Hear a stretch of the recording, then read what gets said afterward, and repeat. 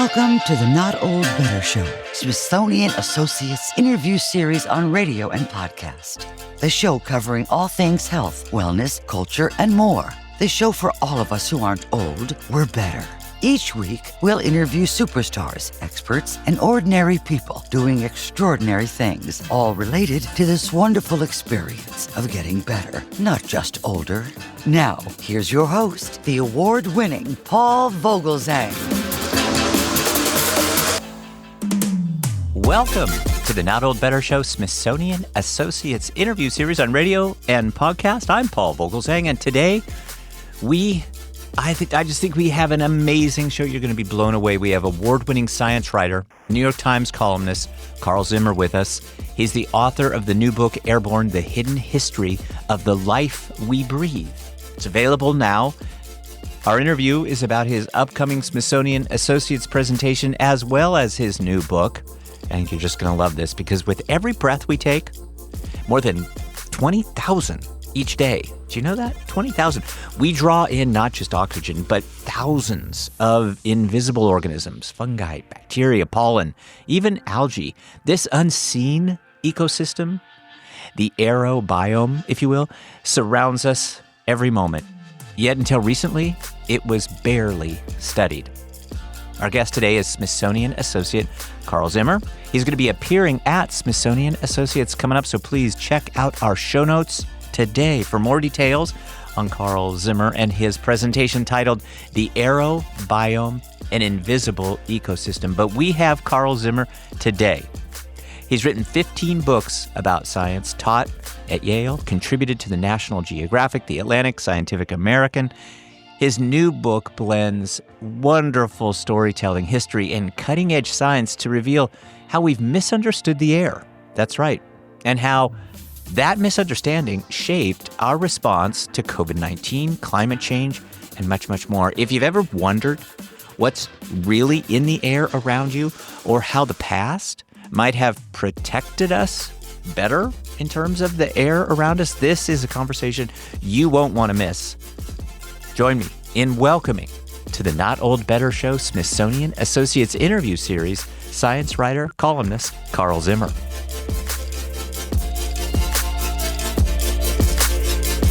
Carl Zimmer, welcome to the program.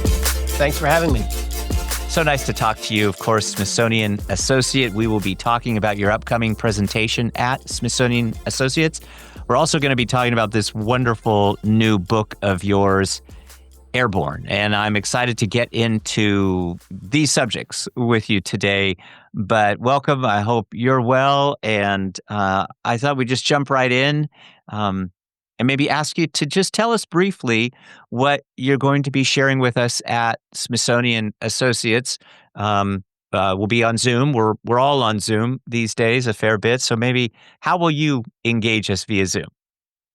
Yeah, I'm going to lead the audience through kind of a tour of our living atmosphere. And you may not think of the air as being alive, but it very much is. There's lots of things floating around. Some you can see with your naked eye, but most of which you can't. And I will talk about the strange history of our understanding of life in the air, what the science of aerobiology, and how that has affected us in lots of different ways. Most recently, of course, during the COVID pandemic, which was caused by an airborne virus. Thank you for that. Yeah. There's a lot of discussion about what is in the air around us environmentally. There are still lingering conversations about COVID, whatever. There's a wildfire. It seems that the particulate of the air gets a fair bit of attention. And for me, at least, and I know this is true for many of our audience, it was very new for me to think in terms of the air not just being empty, but the air being something that we really are in the midst of, and it's kind of this living sea, I suppose. And so, what's a really good way, in your opinion, to think about this, so that we are understanding that in fact there is this existing kind of area around us that we need to be familiar with and understand in order to really be safe and healthy? Well, it's understandable that people would, look up at the sky and just think that it's just a transparent blanket of gas. But the fact is that scientists have been able to catch lots of living things in the air. They have been able to use new technologies like radar, DNA sequencing, and so on to start to document the diversity of life in the air. And yeah, there is an astonishing amount of life that rises up every moment of every day from land, from forests, from oceans. Even wildfires can inject life into the air. And when I say up into the air, I mean really up. I mean, as high as 10, 20, maybe even 30 miles into the air. Life can get all the way up into the stratosphere on some occasions. And it really should change the way we think not just about the air, but think about its connections to life on land and life in the ocean. And, it changes the way we think about ourselves because we have to breathe. We breathe a couple thousand gallons of air a day. And we inevitably like breathe living things, and our ancestors have been doing that for millions of years. And so once you start to really reckon with what scientists call the aerobiome, it can really, change the way you think about nature. It seems as though this part of science has really come about largely through your reporting with, kind of some recent events. Why has science been, at least in my opinion, I'm catching up to it perhaps late, but why has science been slow to kind of understand the importance of this and relay this on to us? Yeah, that was a question that I asked myself as I was working on my book because, during the COVID pandemic, there was this really intense debate among experts about how COVID spread. And, the consensus did emerge that COVID is airborne. And yet I thought, well, wouldn't that be something that would be pretty easy to sort out? And scientists who were involved in that debate pointed me back through history. And, I think that the fact is that it's been very difficult even for scientists to really reckon with an atmosphere full of living things. And it's also hard to study, honestly, because the atmosphere is vast. It's bigger than the oceans. And so there's a lot of life in the air, but it's very spread out. Even insects, for example, which are not microscopic. I mean, you can see them with your naked eye, but we've only recently realized, just in recent years, that vast swarms of insects will fly in migratory swarms miles in the air in unbelievable numbers, and that's because we have radar systems that are now set up to look for them. And in one study from last year in China, researchers found in just a couple hundred miles of a region in China, 9.4 trillion insects in a year passing, miles overhead. And so, the true number must be much bigger. And we just didn't know because we didn't have the technology yet. Yeah, and you talk about some of the early research that was done. You report on two individuals that, of course, all new, very much new to me, William and Mildred Wells, and their work. What is it that we missed as their work was getting more prominent that could have helped us certainly during a time of COVID? So William and Mildred Wells are sadly, largely forgotten. But in the 1930s, they really grabbed the world's attention with research that demonstrated how diseases can spread through the air. Because in the early 1900s, really public health experts really had decided that the air was largely harmless. They looked at ancient ideas about the air as causing disease in the form of miasmas, and they thought that's old superstition. We know now that, cholera is not caused by miasmas, but cholera is caused by bacteria, and that bacteria spread in contaminated water. And so, if you drank bad water, if you drank bad food, ate bad food, sexual transmission could spread to other diseases, contact with contaminated surfaces. So they left the air out. So then what the Welleses did was they did experiments where they would create these sort of mists of with viruses or bacteria in it, and they could successfully infect animals at a great distance. And they even discovered that if they applied ultraviolet light to the air, they could disinfect it and they could protect those animals. And they, even protected a school during a measles outbreak in Philadelphia in 1940. It was an amazing run of research, but there was a lot of resistance to it. And the Welleses really didn't know how to champion their views. And they just ended up on the losing end and died later on pretty much in obscurity. And it was quite a tragedy, not just for them, but for the world at large, because we could have been better prepared for diseases like COVID if we had really taken their findings to heart.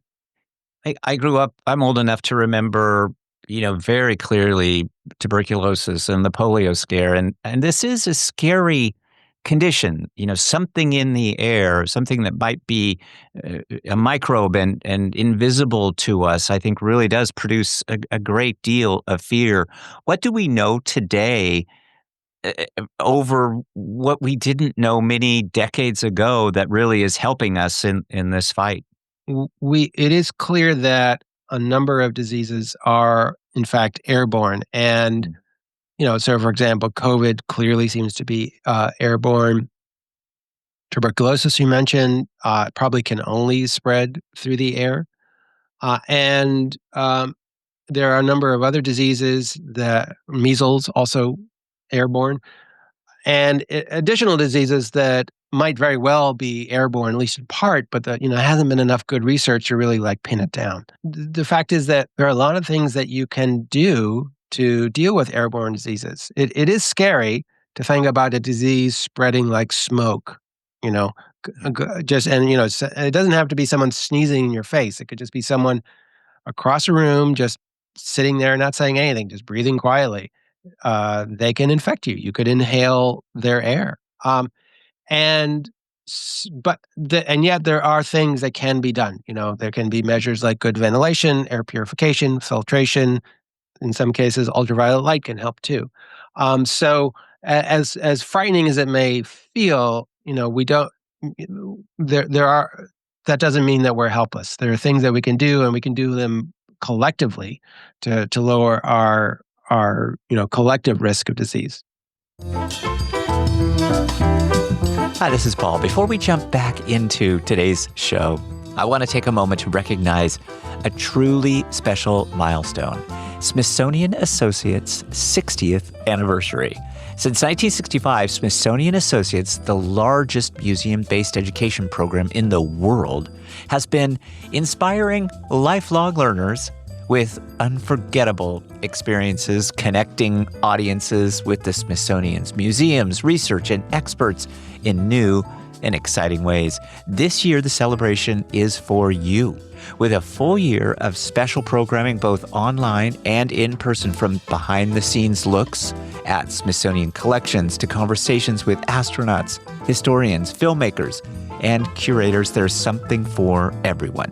Smithsonian Associates has created something extraordinary. I'm proud to partner with Smithsonian Associates to share their incredible programs with the Not All Better Show audience. Thanks for being part of this journey. Here's to 60 years of curiosity, learning, and discovery. Let's get right back to it. Carl Zimmer joins us today, Smithsonian Associate, to talk about his new book, Airborne. We will have links so that our audience can find out more about Carl Zimmer and his work and his new book titled Airborne. We'll have links so that our audience can go directly to Smithsonian Associates to find out more details about Carl Zimmer's upcoming presentation. The book is wonderful. I It's getting great reviews, and I enjoyed it. I want to just recommend it heartily. I found this that I just thought was so I thought a helpful review, and one that just is so laudatory. Carl Zimmer, it says, an extraordinary history of the perils and promise of every breath we take. That's from New York Times columnist, best-selling author James Nestor. Many other great reviews. Congratulations on the book and your work and all of this fabulous research. Let's talk a little bit about climate change. It's come up in our conversation. Certainly, it comes up in the book. It's kind of a new battlefront, certainly in terms of air. And as climate shifts, it becomes a particularly hazardous element for the very young and the very old. Many in our audience, certainly. What is it about the climate change issue that really brings about airborne contagion and something that we really need to know a little bit more about? Well, climate change is going to be affecting our lives and our well-being in a lot of different ways. And, whether it is, stress on our food supply because there isn't enough rainfall for a lot of farms, an increased risk of wildfires, and, that smoke can do a lot of damage to people's health. Floods and so on, obviously a huge concern. Uh, the aerobiome will probably change as well.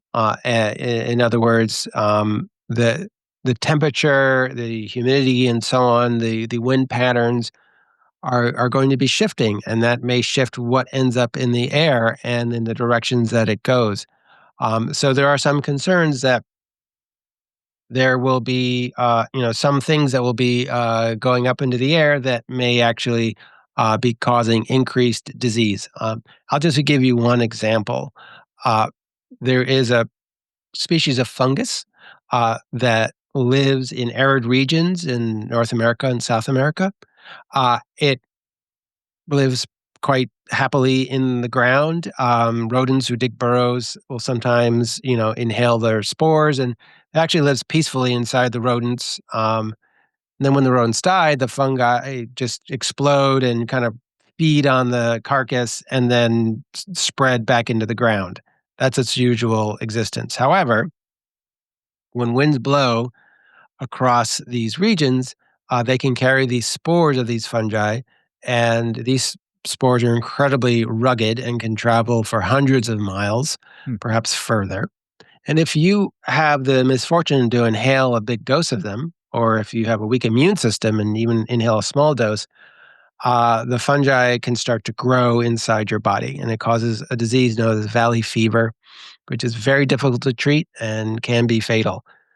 Now, projections of climate change suggests that if we cannot stop this increase in temperature that we have been causing, we are going to be expanding a lot of these arid regions. We are going to be broadening the range where this fungus grows, and weather patterns will be such that winds will be carrying these fungi to more and more of the populated region, and increasing the number of cases of valley fever.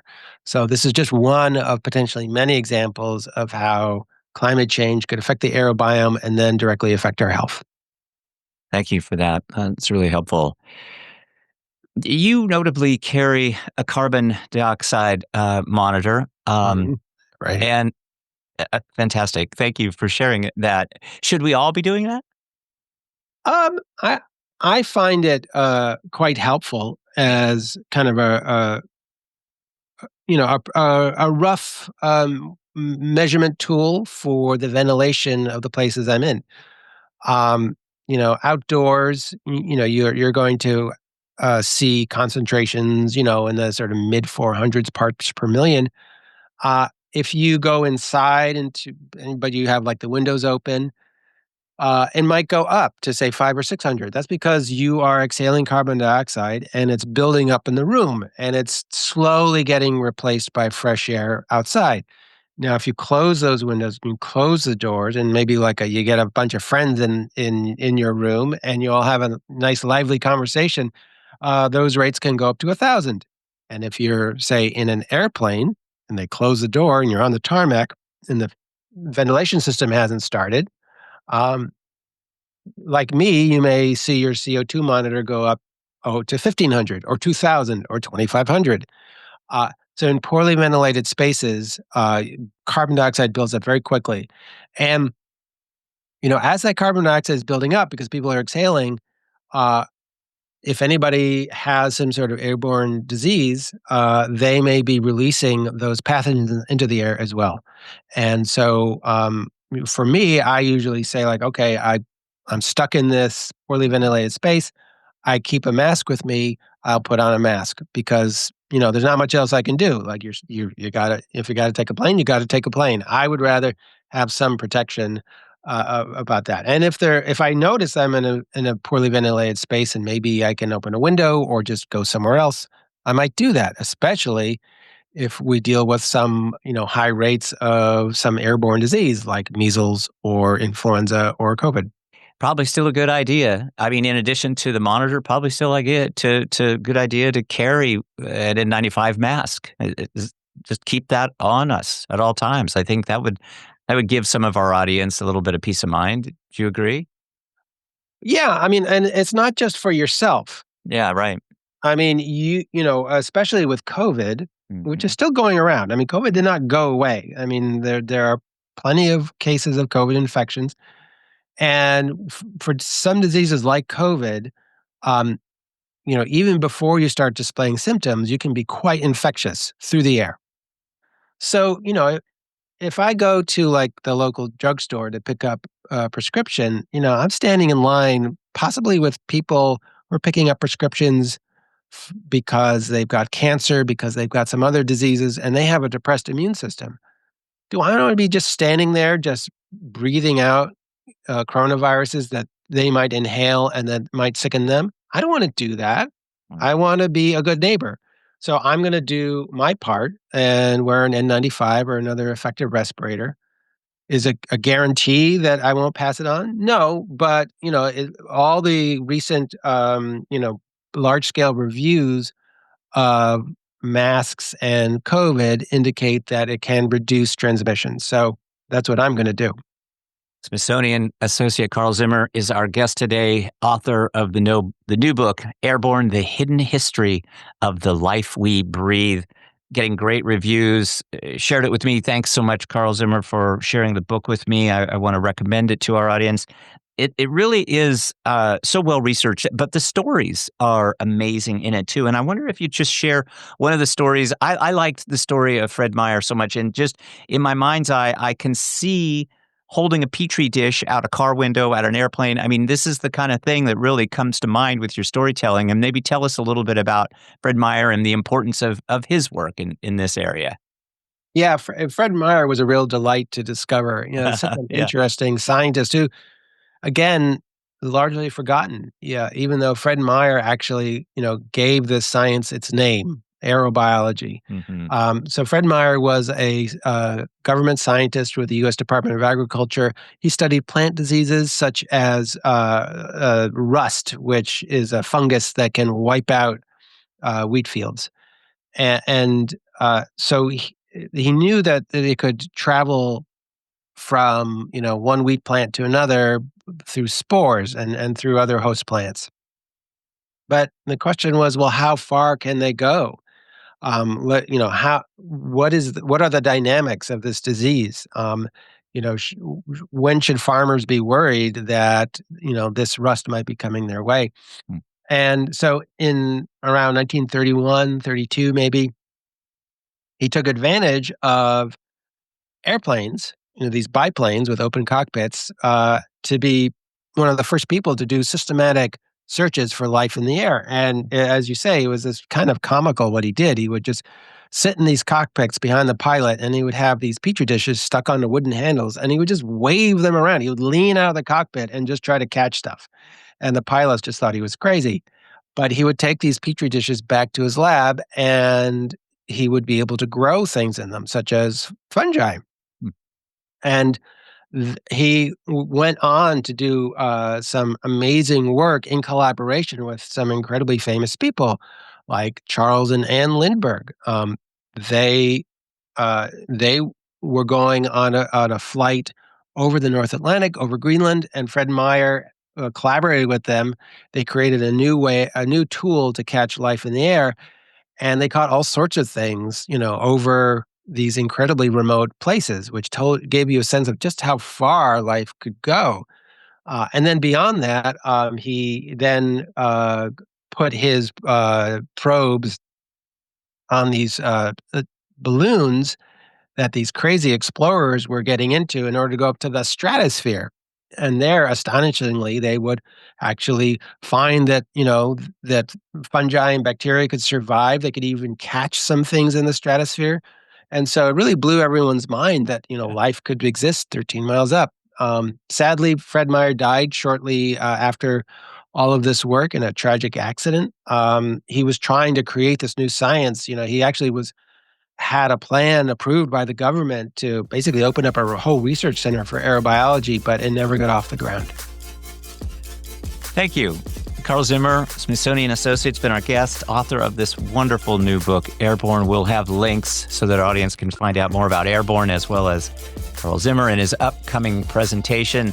So much to learn, but you've been so helpful in teaching us in a way that I think incorporates all of this storytelling, which is important about science. And we need to know more about this science in particular. So thanks so much for your generous time today. Looking forward to seeing you at Smithsonian Associates coming up. Have a great rest of your day, Carl. Thank you so much. Thank you. It's been a pleasure. That, of course, is our guest today, science author Carl Zimmer, joining us on the Not Old Better Show Smithsonian Associates interview series on radio and podcast with stories from his new book, Airborne, The Hidden History of the Life We Breathe, which is available at Apple Books. Smithsonian Associate Carl Zimmer will be appearing at Smithsonian Associates coming up, so please check out our show notes today for more details on Carl Zimmer and his presentation titled The Aerobiome, an Invisible Ecosystem. My thanks to the Smithsonian team for all they do to support the show. My thanks to you, our wonderful audience here on radio and podcast. Be well, be safe. Let's talk about better.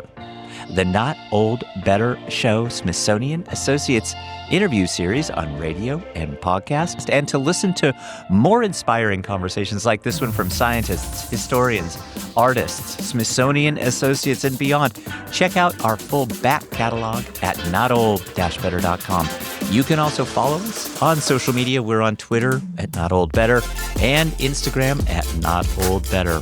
This is a production of NOBS Studios. I'm Paul Vogel saying thanks for spending time with us today. I hope you will join me again next time. Thanks for joining us this week on the Not Old Better Show, Smithsonian Associates interview series on radio and podcast. Join us again next time as we deep dive into some of the most fascinating real-life stories from across the world, all focused on this wonderful experience of getting better, not just older. Let's talk about better. The Not Old Better Show, Smithsonian Associates interview series on community radio.